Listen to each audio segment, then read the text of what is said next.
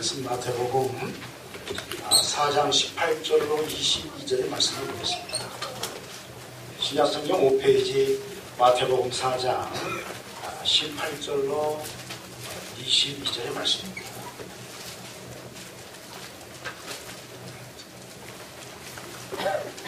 마태복음 4장 18절 22절의 말씀, 이 말씀 제가 봉독해드리겠습니다. 갈릴리 해변에 다니시다가 두 형제 곧 베드로라 하는 시몬과 그의 형제 안드레가 바다에 그를 던지는 것을 보시니 그들은 어부라. 말씀하시되 나를 따라오라. 내가 너희를 사람 낚는 어부가 되게 하리라 하시니 그들이 곧 그물을 버려두고 예수를 따르니라. 거기서 더 가시다가 다른 두 형제 곧 세베대의 아들 야고보와 그의 형제 요한이 그의 아버지 세베대와 함께 배에서 그물 깁는 것을 보시고 부르시니 그들이 곧 배와 아버지를 버려두고 예수를 따르니라. 아멘. 두 번째 말씀, 누가복음 5장 1절로 11절의 말씀 보시겠습니다. 신약 96페이지 누가복음 5장 1절로 11절의 말씀입니다.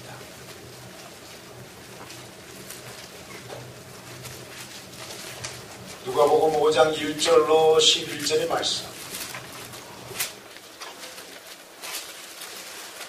한 절씩 교독하시겠습니다.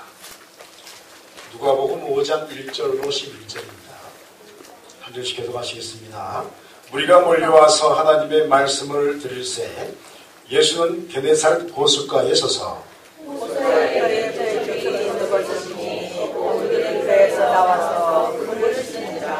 예수께서 한 배에 오르시니 그 배는 시몬의 배라.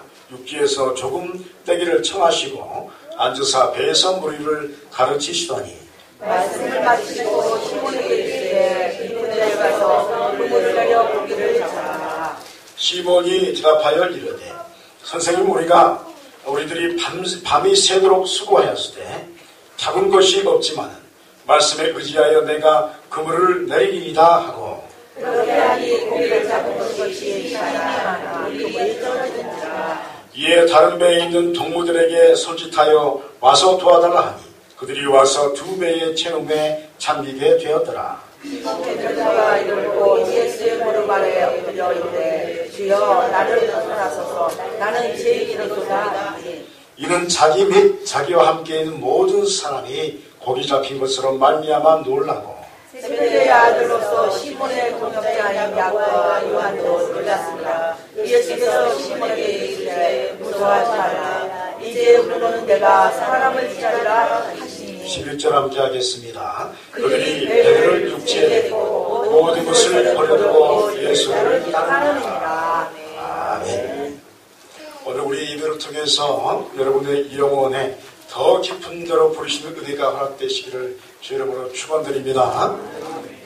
우리 권준 목사님의 우리 교회 이보다 더 좋을 수 있다는 책에 이런 내용이 나옵니다. 몇 년 전에 텔레비전 드라마 상도를 인상 깊게 시청한 적이 있습니다. 그 드라마에 이런 대사가 나옵니다. 장사는 이윤을 남기는 게 아니라 사람을 남기는 것이다. 그것이 상도다.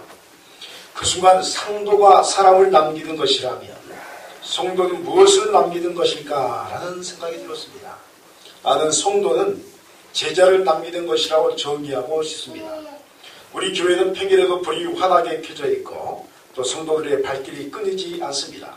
가정에서도 순예배나 1:1 제자 양육을 하면서 서로 배우고 가르치는 일에 시간을 사용하도록 합니다. 비록 몸은 고달프지만 그런 과정을 통해 그리스도인으로서 생명을 찾고 보람을 찾는 성도들을 길러내고 싶기 때문입니다. 따라서 우리는 어느 때보다 더욱 시간을 쪼개서 쓰고 있습니다. 자투리 시간도 헛되이 보내지 않고 규모 있게 사용하려고 노력합니다. 그런 과정을 통해 우리 교회에서 많은 일꾼이 발굴되었습니다. 어떤 상황에서도 능동적으로 대처하고 불평하지 않으며 끝까지 따라갈 수 있는 성숙한 성도들이 세워지고 있습니다. 교회는 적어도 30년을 바라보며 사람을 키워야 합니다. 내가 가르친 세대가 30년 후에 지금 나의 자리에서 하고 있는 일을 더욱 훌륭하게 행할 수 있도록 제자를 키우는 성도야말로 성공한 성도 아니겠습니까? 지금 세대의 부흥에 만족하지 말고 그 부흥이 다음 세대에도 전달되도록 끊임없이 애쓰는 교회. 따라서 30년 후에 우리 교회는 이보다 더 좋을 수 있습니다. 30년 바라보면서 하나님의 사람을 키우는 교회, 또 다음 세대를 준비하는 교회, 그 교회가 희망이 있다라고 하는, 우리 교회 이보다 더 좋을 수 있다는 책에서 나오는 짤막한 한 목사님의 이야기입니다. 오늘 본문의 말씀은 예수님께서 갈릴리 지방에서 해변을 다니시며 말씀을 전하시다가 제자들을 부르시는 장면입니다. 마태복음의 말씀은 매우 간단하게 해변에서 시몬 베드로와 그의 형제 안드레를 부르셨고, 또 세베대의 아들 야고보와 그의 형제 요한도 부르시는 장면을 간략하게 기록하고 있습니다. 나를 따라오라, 내가 너희를 사람을 낚는 어부가 되게 하리라 라고 말씀하시자 곧 예수님의 길을 그들이 따르게 됩니다. 누가복음에서는 예수님께는 무리들이 몰려오기 시작합니다. 그래서 게네사르 호숫가에서 배두쪽이 있는 것을 보셨습니다. 지금 이들은 밤새도록 고기를 잡으려고 시도했지만 한 마리도 잡지 못하고 허탕을 쳤던 어부들이었습니다. 배를 육지에서 조금 떨어지게 하고서 예수님께서 말씀을 전하기 시작합니다. 감동의 순간들이 계속됩니다. 말씀을 들었더니 말씀에 감동이 있습니다. 그리고 시몬에게 깊은 데로 가서 그물을 내려 고기를 잡으라 고 말씀하셨습니다.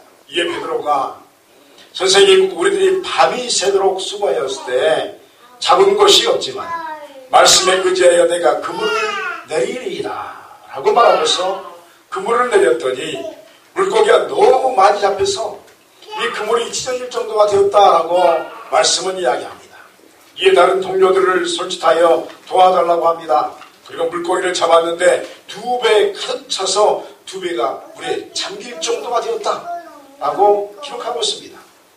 이에 베드로가 예수님 앞에 무릎을 꿇고 엎드려서 주여 나를 떠나소서, 나는 죄인이로소이다 라고 고백하게 됩니다. 이에 예수님께서 시몬에게 무서워 말라, 이제 오르는 내가 사람을 취하리라 라고 말씀하셨습니다. 이에 베드로와 동료들이 모든 것을 버려두고 예수님을 따르게 됩니다. 사랑하는 성도 여러분이요, 하나님은 오늘도 우리에게 예수님의 제자로 부르신 줄 믿습니다. 저와 여러분을 제자로 부르셔서 이곳에 앉혀놓은 것입니다. 왜 우리는 모두 예수님의 제자가 되어야 할까요? 성경은 끊임없이 가서 제자 삼으라 하고 너희들이 제자 되라 하고 제자의 길을 걸어가라고 우리에게 요구하시는데 왜 하필 제자가 되어야 합니까? 오늘 말씀은 왜 그래야 하는지 다음과 같이 두 본문이 우리에게 설명을 해주기 시작합니다. 우리가 왜 예수님을 따라야 하는지에 대해서 본문은 말씀이 우리를 부르시기 때문이다라고 말합니다. 따라합니다. 말씀이 나를 부르셨습니다. 할렐루야. 아멘. 뭐 다른 역사 때문에 제자 되는 게 아니라 말씀이 저와 여러분을 부르신 줄 믿습니다. 마태복음 4장 18절에서는 갈릴리 해변에 다니시다가 두 형제 곧 베드로로 하는 시몬과 그 형제 안드레가 바다에 그물을 던지는 것을 보시니 그들은 어부라고 말씀하고 있습니다. 예수님께서 왜 갈릴리 해변을 다니셨을까요? 그 이유에 대해서 누가복음 5장 1절에서는 우리가 멀리 와서 하나님의 말씀을 들을새 예수는 게네사르 호숫가에 서서라고 말씀하고 있습니다. 그렇습니다. 예수님께서는 하나님 나라의 복음을 전하고 계셨습니다.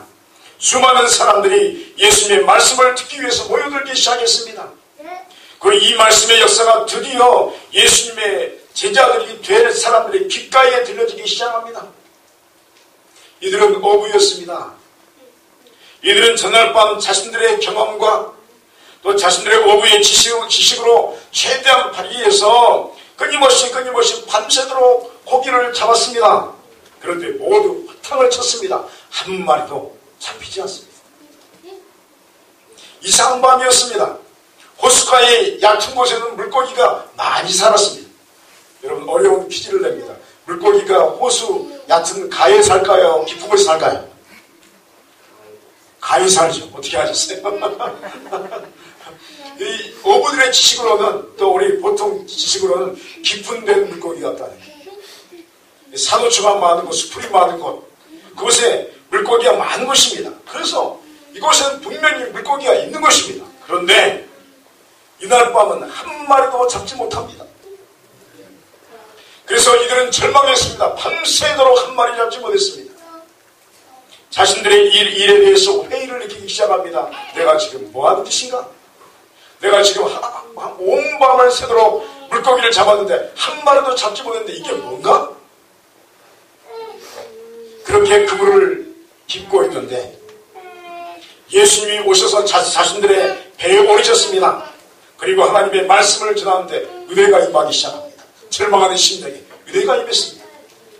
무엇인지 모를 놀라움의 메시지가 그 안에 있었습니다. 하나님 나라의 복음이 그들에게 들려졌습니다. 이들은 예수님을 보았습니다. 그리고 이번은 일반 사람과는 뭔가 좀 다른 사람이다. 특별함을 느끼기 시작했습니다.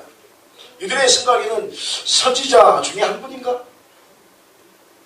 아니면 무엇인가 특별한 그 어떠한 존재가 지금 우리 앞에 계시는가 하는 깨달음이 마음속에 들어오기 시작했습니다. 왜 예수님께서 말씀을 선포하시면서 갈릴리 해변에 다니셨을까요? 여러분, 말씀을 선포하면 도회지로 가야 됩니다. 쉽게 말하면 도시로 가서 사람 많은 곳에서 말씀을 선포하면 수많은 사람들이 구름대처럼 몰려올 겁니다. 그런데 갈릴리 해변가로 다니셨어요. 왜냐하면 부르시기 위해서 다니셨습니다. 하나님의 사람들을 모으시기 위해서 갈릴리 해변가로 다니셨습니다. 제자들의 마음에 감동이 임했습니다. 뜨거움이 임했습니다. 그리고 말씀에 대해서 동의가 되기 시작합니다. 저런 말씀이라면 한 번쯤 하나님의 일에 동참하고 싶은 마음들이 동하기 시작합니다. 그러나 자신들은 무식한 어부였습니다. 더 이상 무엇을 행할 수 있을까요? 아무것도 알지 못하는 사람들. 그저 일평생 물고기만 잡았던 어부들. 사랑하는 성도 여러분이요, 올라도 하나님은 예수님의 사랑을 찾으시는 줄 믿습니다. 그리고 자신의 삶의 터전에서 하나님의 말씀의 역사에 동참할 사람을 부르시는 겁니다. 이 부르심을 어떻게 할 수 있을까요? 그것은 말씀을 들을 때 감동을 통해서 할 수 있습니다. 감동이 되는 겁니다. 무엇인가 알 수 없는 확신이 마음에 가득합니다. 그리고 하나님을 위해서, 하나님의 나라를 위해서라면 헌신하고 싶은 마음들이 생겨나기 시작하는 것입니다. 말씀을 통해서 하나님의 교회가 세워지는 것에 동참하고 싶은 마음들이 그냥 내 마음속에 뭉클뭉클 생겨나기 시작하는 겁니다. 무엇인지 모르지만 하나님을 위해서 일하고 싶은 겁니다. 바로 말씀을 통해서 공급되어지는 이런 감동이 하나님의 부르심인 줄 믿습니다. 감동이 말 때, 하나님께서 나를 부르시는 거구나. 이 부르심 앞에서 우리가 할 수 있는 것은 무엇이 있을까요? 우리는 무엇을 해야 합니까? 어부들이 무식한 어부들입니다. 자신들은 유식한 사람들이 아닙니다. 자신의 모습을 잘 알고 있었습니다. 이들이 할 수 있는 것이 무엇입니까? 답은 단순히 부르심에 응답하는 것일 줄 믿습니다. 부르시면 아멘 해야 할 줄 믿습니다. 할렐루야. 하나님이 부르시면 그냥 아멘 하는 것입니다. 이 부르심에 응답한 여러분 되시기를 간절히 소원합니다. 하나님의 말씀을 통해서 제자를 부르실 때에 따라오라는 음성은 인생의 더 깊은 곳에 있는 생명의 회복의 역사의 애로의 초대임을 알 수가 있습니다. 더 깊은 곳으로 그물을 내려라. 더 깊은 곳으로 가라. 하나님께서 우리를 회복시키기를 원하시는 하나의 초대와 같습니다.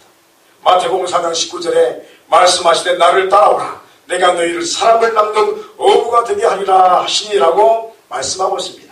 누가복음 5장 4절에는 말씀을 마치시고 시몬에게 이르시되 깊은 데로 가서 그물을 내려 고기를 잡으라 라고 말씀하고 있습니다. 예수님께서 베드로와 그의 제자들을 부르시기 전에 그들의 삶에 대해서 진단하기 시작하십니다. 그리고 어젯밤 실패했던 그 일들에 대해서 다시 한번 시도할 것을 말씀합니다. 그런데 이번에는 베드로의 상식에서 벗어난 명령을 하십니다. 그것은 깊은 데로 와서 그물을 내려라 하는 것입니다. 세상에 말이 안 되는 겁니다. 여러분 전공이 틀립니다. 예수님의 전공은 뭐죠?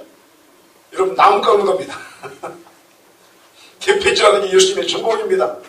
우리 인간적인 그 색깔을 보면 베드로의 전공은 무엇입니까? 물고기 잡는 것입니다. 누가 더 물고기 잡는데 지식이 더 유식한 겁니까?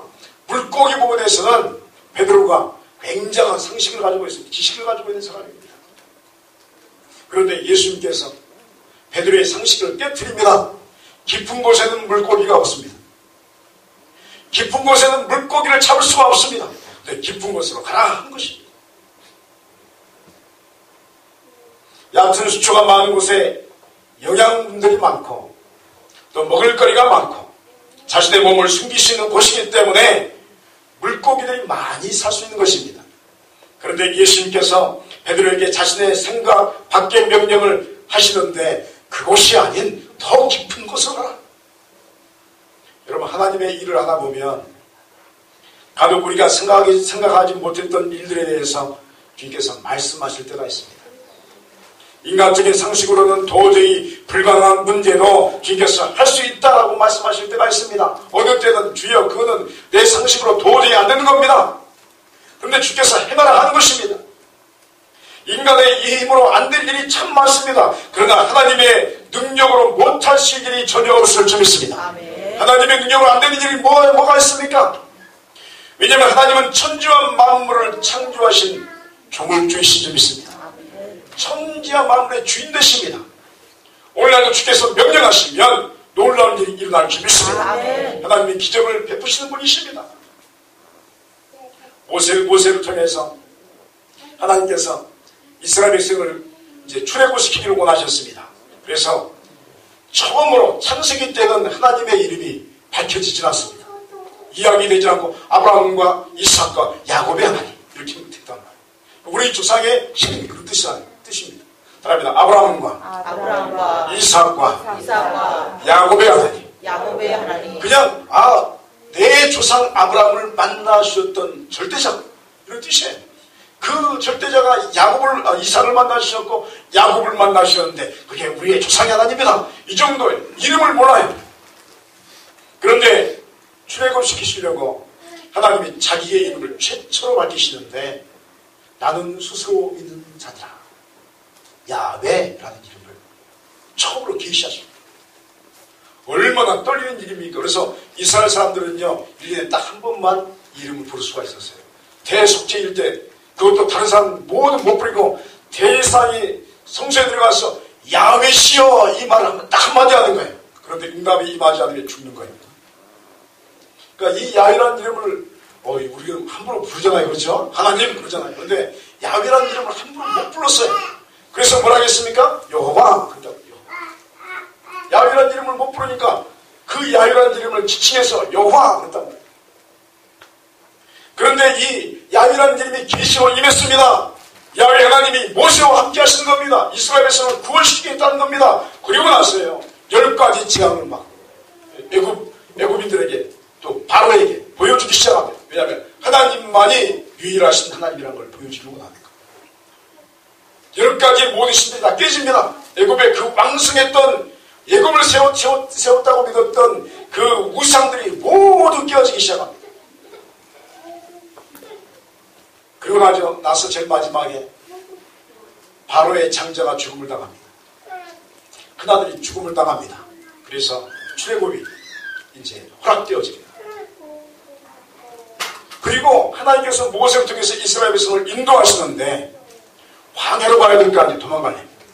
근데 하나님께서 인도하시는 게 어디로 가냐면 홍해 앞으로 가는 거예요. 홍해 앞으로. 세상에. 어떻게 홍해 앞으로 가는 겁니까? 도망가는데 앞에가 홍해가 막혔습니다. 뒤에는 누가 있죠? 애굽의 군대가 지금 마병이 마차가 막 쫓아와서 최고의 군대들이 이스라엘 백성들을 다시 잡아가려고 막 몰려오기 시작합니다. 구름기둥과 불기둥이 그 사이에 다 걸어박혀 있습니다. 이렇게 할 수도 없고 저렇게 할 수도 없고 이렇게 가도 우리는 죽고 저렇게 가도 죽는 거예요. 그런 가운데 하나님께서 모세를 향하여 말씀합니다. 출애굽기 14장 15절 16절 말씀 보니까 여호와께서 모세에게 이르시되 너는 어찌하여 내게 부르짖느냐.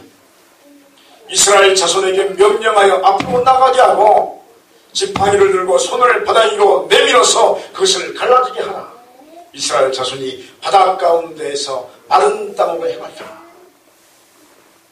그래서 모세가 이들을 명령합니다. 그랬더니 지팡이를 들고 손을 내밀어서 바다를 갈라지게 했더니 정말로 바다가 갈라진 줄 믿습니다. 바람이 아주 거대한 바람이 불 불어가지고 양쪽에 물들을 벽으로 만듭니다. 그리고 마른 땅을 이스라엘 60만 대군이 그냥 건너갑니다. 이런 역사를 인간의 이성과 지성으로 어떻게 이해할 수 있을까요? 여러분, 물이 벽이 될 수 있을까요? 물이 벽이 못 되는 겁니다. 바람이 물을 세울 수 있을까요? 엄청난 바람이 불어야지 겨우 물이 설 겁니다. 그러므로 하나님의 역사에 대해서 우리들의 행할 수 있는 것은 믿음밖에 없는 점 있습니다. 아멘. 따라합니다. 성경은 믿음에 대한 책입니다. 믿음에 대한 책입니다. 여러분, 믿음의 역사가 일어날 줄 믿습니다. 아멘. 여러분, 우리가 하나님의 역사를 믿으면 하나님의 역사가 믿음만큼 이루어질 줄 믿습니다. 아멘. 그러니까 여러분, 교회마다 믿음의 그릇이 있는 거예요. 우리 성립교회는 하늘만큼만한 믿음의 그릇이 있는 줄 믿습니다. 아멘. 왜 그렇죠? 우리 교회는 하늘의 교회니까. 할렐루야. 아멘. 근데 그 그릇만큼 하나님의 그 영혼의 양식은 채워지는 거예요. 그릇이 조그만하면 그만큼만 주어지는 거예요. 그릇이 넓으면 하나님께서 그만큼 채워줄 줄 믿습니다. 아멘. 모세가 말씀에 따라서 지팡이를 들었더니 바다가 갈라졌어요. 그리고 다 건넜습니다. 애국 사람들이 그걸 바라보고 쫓아오다가 어떻게 했죠? 다 물에 빠져 죽었어요. 그러면 하나님은 전쟁에 능하신 주님이십니다. 오늘날 그런 역사가 있을 줄 믿습니다. 아멘. 그런데 왜 예수님께서 베드로에게 깊은 곳에 가서 그물을 내리라고 명령하셨을까요? 참 재밌지 않습니까? 상식 밖의 이야기를 하면서 깊은 곳으로 가라. 왜냐하면 여러분, 인생이 참된 인생이 되기 위해서는 깊은 곳의 신비를 경험해야 되기 때문입니다. 깊이 하나님을 체험하시기 바랍니다. 아멘. 깊은 말씀을 체험해야 할 줄 믿습니다. 아멘. 하나님의 깊은 은혜를 우리가 체험해야 합니다. 깊은 것의 의미는 생명의 역사의 초대라고 볼 수가 있습니다. 베드로가 하나님의 깊은 영적 세계를 보기를 원하셨습니다. 제자들이 하나님의 말씀의 깊은 곳의 역사를 체험하기를 원했습니다. 자신의 상식 안에서의 하나님이 아닌 상식을 벗어나서 역사하시는 그 놀라운 역사를 말씀으로 체험하기를 원했습니다. 사랑하는 여러분이요, 여러분의 삶에도 이 같은 하나님의 깊은 영적 세계를 맛보는 은혜가 임하기를 간절히 소원합니다. 아멘. 그러므로 우리는 주님의 초대하심에 귀를 기울여야 합니다. 주님께서 깊은 곳에 인생의 그물을 내리라고 하실 때 우리는 순종한 영적인 깊은 곳에 우리의 마음을 내려놓아야 할 줄 믿습니다. 내려놓으면 하나님의 역사의 깊은 맛을 보기 시작하게 되는 것입니다. 여러분, 은혜를 사모하시기 바랍니다. 아멘. 은혜 없이 여러분 어떻게 인생 사십니까? 하나님을 만남 없이 어떻게 여러분의 인생을 이끌어 가십니까? 기도 없이 여러분의 가정을 어떻게 이끌어 가십니까? 말씀 없이 어떻게 여러분의 사업을 여러분 이끌어 가십니까? 하나님의 능력으로 여러분의 인생을 이끌어 가시기 바랍니다. 아멘. 우리 주님의 소원은 말씀의 세계를 경험하는 겁니다. 깊은 곳에 들어오라는 것입니다. 너의 능력과 너의 인생으로 삶을 살아가는 것이 아닌 말씀의 능력을 맛보고 체험해서 그 능력으로 모든 것을 이겨내라고 우리를 제자로 부르신 줄 믿습니다. 아멘. 예수님의 부르심에 순종하여서 제자의 삶을 살아가게 되는 사람의 인생은 하나님께서 예비하신 영적인 열매를 얻는 그물이 찢어지는 역사가 예비된 줄 믿습니다. 여러분의 인생이 그물이 찢어지길 소원합니다. 아멘. 마태복음 4장 22절에 그들이 곧 배와 아버지를 버려두고 예수를 따르니라 하고 말씀합니다. 누가복음 5장 6절에 이렇게 하니 고기를 잡은 것이 심히 많아 그물이 찢어지는지라 라고 말씀합니다. 그리고 이어서 10절에 세베대의 아들로서 시몬의 동업자인 야고보와 요한도 놀랐습니다. 예수께서 시몬에게 이르시되 무서워하지 말라, 이제 후로는 내가 사람을 취하리라 하시니 라고 말씀하고 있습니다. 제가 어제 이제 고양이장 다녀오고 나서 집을 정리하고 이제 너무 지치니까 TV를 한번 켰더니 낚시하는 프로그램이 있더라고요. 낚시 좋아하세요? 낚시 저도 몇 번 안 해봤는데 그 연예인들 나와가지고 배 타고 가서 낚시를 하는데 그 고기를 잡는데요. 사람 키만한 고기가 잡히는 거예요. 야, 우리나라 바다인데. 나 우리나라 바다에는 고기가 조그만 줄 알았어. 근데 어마어마하게 이렇게 그걸 막 사투로 하는데 끌어올리는데 한 1m 가까이 되는 거예요. 한번 잡아보고 싶은 거예요. 근데 그거를 잡고 죽어가지고 어쩔 줄 몰라서 물고기 키스 소리를 막 하는 거예요. 야, 잡았다고. 대어를 잡았다. 여러분 한 마리만 잡아도 낚싯대가 부러질 정도로 휘어지는 겁니다. 근데 하나님께서 예비하신 물고기들은요, 우리의 인생의 구물이 휘어질 정도로 크게 잡힐 줄 믿습니다. 아멘. 얼마나 감동스러울까. 베드로와 요한 그리고 그 나머지 또 자기 동료들이 일평생 잡아보지 못한 물고기를 잡은 줄 믿습니다. 그 대어를 끌어당기는 그 마음들, 야, 물고기다. 밤새도록 흩어졌습니다. 근데 끌어올리면서, 야, 물고기다. 물고기다. 예수 그리스도의 복음에 세계에 초대에 응답한다는 것은 이처럼 우리의 생각으로는 상상할 수 없는 일들의 경험이 기다리고 있는 것인 줄 믿습니다. 여러분 하나님을 기대하시기 바랍니다. 아멘. 왜 우리가 어느 순간부터 하나님을 기대하지 않습니까? 어느 순간부터 기도도 안 된다는 생각이 우리 안에 들어왔기 때문에 그렇습니다. 그런데 여러분 믿으면 이루어질지 믿습니다. 아멘. 아니 내 방식을 고수하면서 믿기 때문에 안 되는 거예요. 내 방식을 내려놓고 하나님의 방식을 취하시기 바랍니다. 아멘. 그러면 대여가 잡힐 줄 믿습니다. 아멘. 시몬의 그물이 찢어지기 시작합니다. 자신이 감당하지 못할 수억 앞에서 동료들을 부릅니다. 그랬더니 두 배가 가득 차서 물에 잠길 정도로 가득 차게 되었습니다. 어부 인생에 처음으로 경험되어지는 역사였습니다. 말이 안 되는 역사였습니다. 상상하지 못했습니다. 그런데 지금 그 역사가 일어난 것입니다. 왜냐하면 예수 그리스도의 말씀에 순종했기 때문에 그렇습니다. 순종은 기적을 낳을 줄 믿습니다. 그럽니다. 순종은 기적을 낳습니다. 기적을 낳습니다. 여러분 제자의 삶은 말씀에 순종하는 삶을 제자의 삶이라고 합니다. 때로는 말씀에 순종하는 것이 부담스럽고 어느 때는 불편할지라도 그것이 말씀의 명령이기에 나갈 수밖에 없는 것입니다.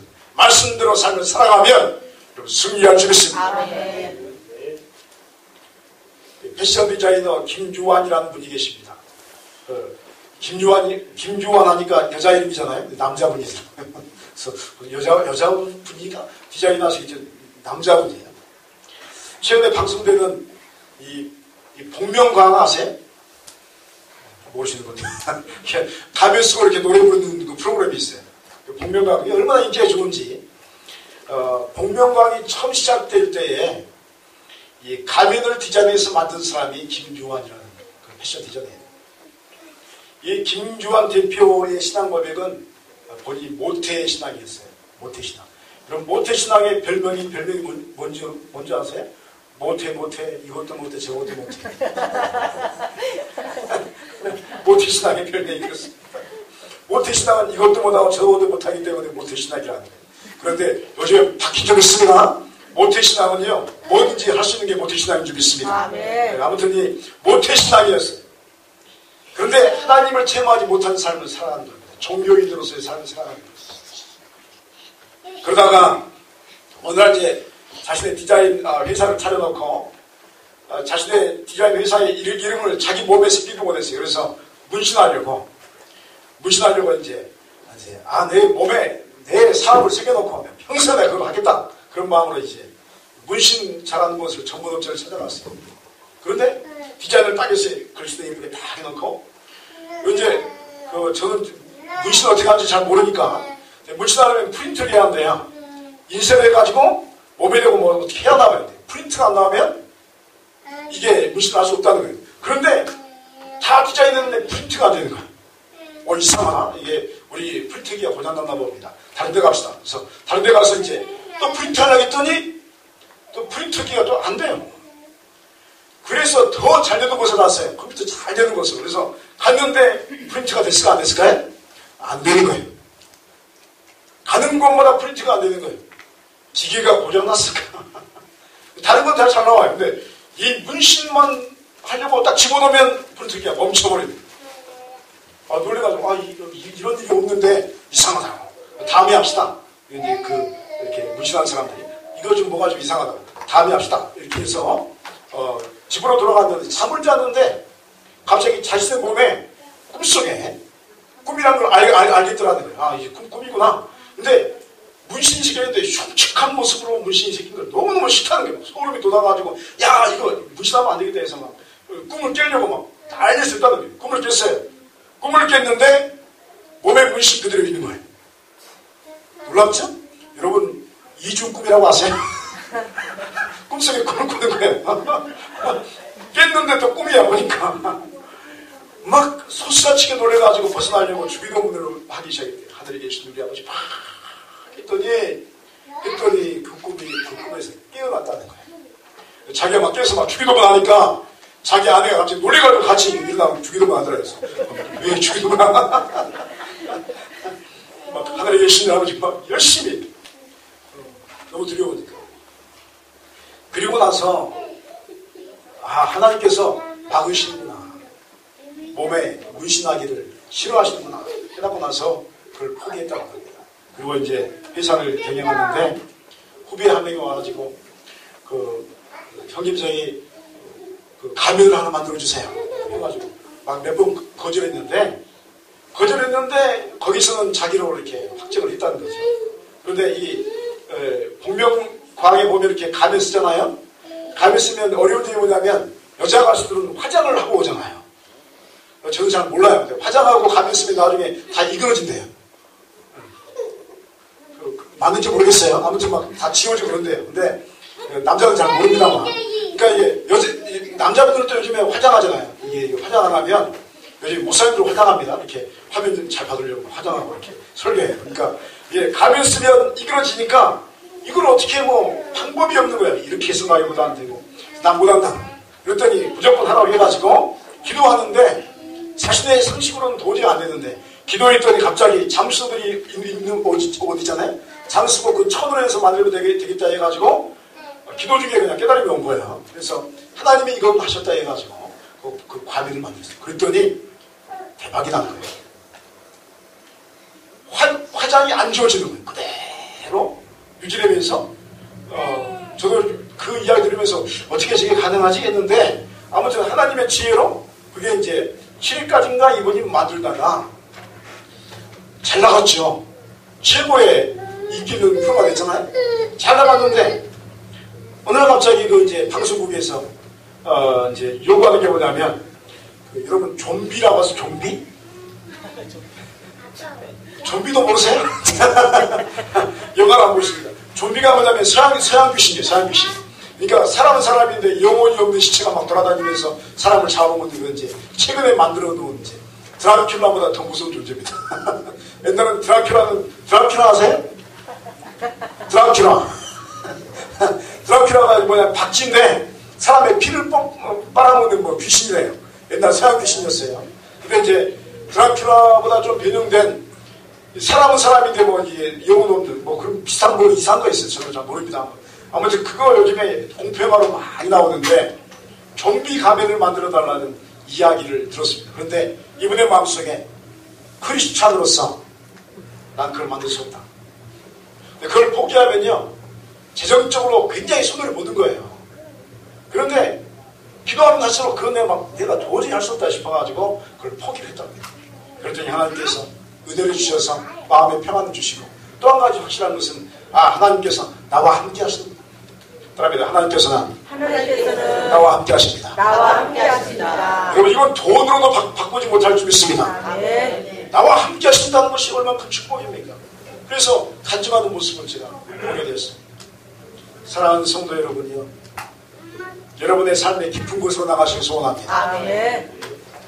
하나님께서 함께 하시는 곳에 가셔서 그곳에서 인생의 그물, 마음의 그물을 내려놓으시기 바랍니다. 그물이 찢어지는 역사가 허락될 줄 믿습니다. 주님께서는 여러분의 영적인 깊은 곳으로 초대하십니다. 그리고 그 기쁨을 여러분의 심령에 허락하시기를 간절히 소원하시는 것입니다. 오늘 우리 예수님께서 제자들을 부르시는 부르심의 역사 앞에 서게 되었습니다. 베드로와 다른 제자들을 부르실 때에 깊은 곳에 그물을 내리는 역사를 보게 하셨습니다. 깊은 곳에 말씀을 따라서 그물을 내렸더니 상상하지 못하는 일들이 일어나기 시작합니다. 그렇습니다. 주님의 제자의 삶을 살아가는 곳에는 우리가 상상하지 못하는 하나님을 만난 역사가 예비된 점이 있습니다. 아멘. 교회에서만은 이것을 영위한 것입니다. 말씀을 따라서 삶을 살아가는 것입니다. 그런 말씀을 통해서 하나님의 기적의 역사를 체험하는 것이 신앙생활인 줄 믿습니다. 여러분, 말씀은 우리로 회복시키는 은혜를 허락합니다. 말씀은 우리에게 희망을 허락합니다. 그 말씀은 우리로 하나님의 세계를 보게 합니다. 그러므로 여러분이요, 예수 그리스도의 복음의 말씀을 붙드시길 바랍니다. 주님께서 지금 이 말씀의 세계로 저와 여러분을 초대하십니다. 자기 십자가를 지고 주님을 따라오라고 하십니다. 여러분 어떻게 하시겠습니까? 이 초대에 순종하며 나가는 자에게 베드로가 체험한 놀라운 역사, 또 제자들이 체험한 제자의 세계, 하나님의 세계가 허락될 줄 믿습니다. 우리 소리께 모든 성도님들은 자기 십자가 지고 예수님을 따라가는 은혜가 임하기를 주의 이름으로 축원드립니다. 기도하시겠습니다.